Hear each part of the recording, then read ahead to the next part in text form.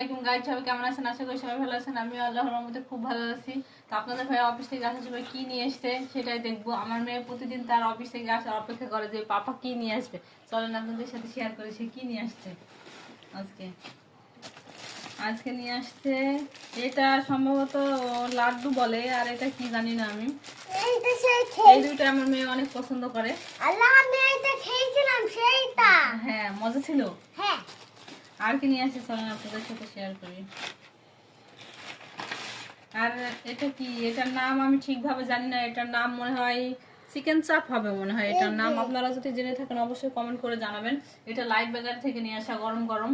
আমি খেয়ে রিভিউ দিই যে কেমন। অনেক মজা, অনেক মজা। তো আপনারা সবাই ভালো থাকবেন। ভালো